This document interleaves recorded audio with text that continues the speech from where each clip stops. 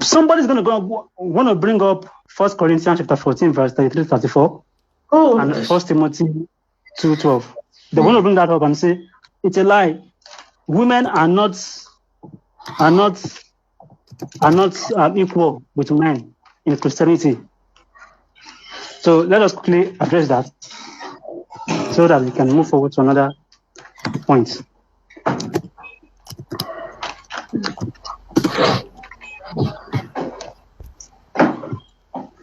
Yeah, it says, for God is not a God of disorder, but of peace, as in all the congregation of the lost people. Women should remain silent in the church.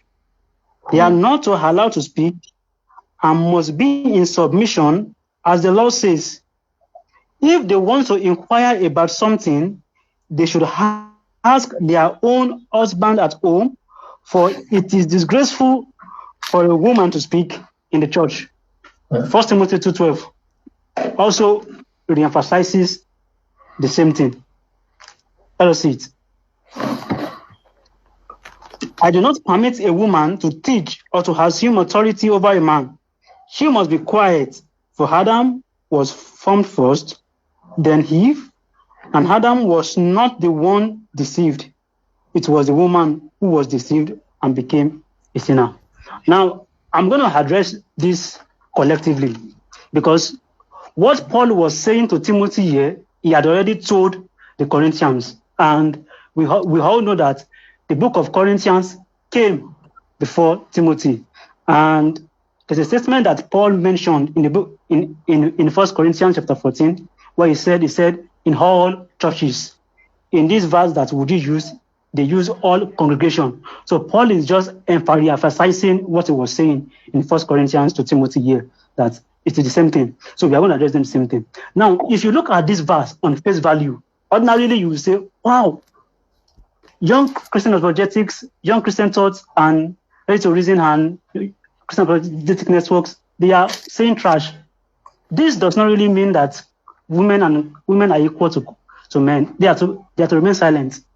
Now, you need to look at the context of this whole verse. And the context is not just start from in verse 14, chapter 14. It began in chapter 11.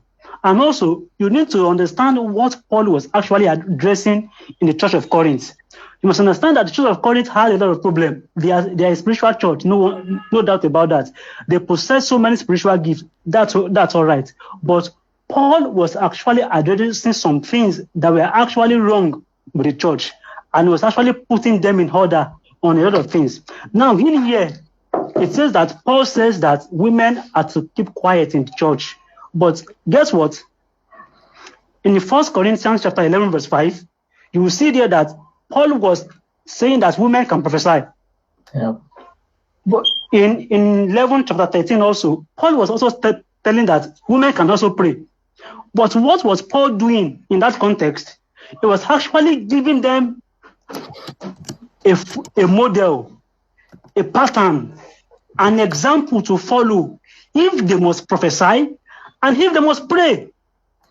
And there is one thing that Paul was addressing when you look at from 1 Corinthians 11 to 1 Corinthians 14 was disorderly.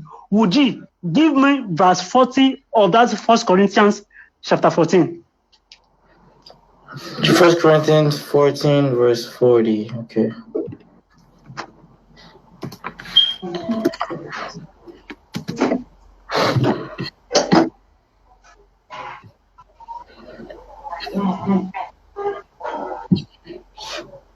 Verse 40. Let me just do this.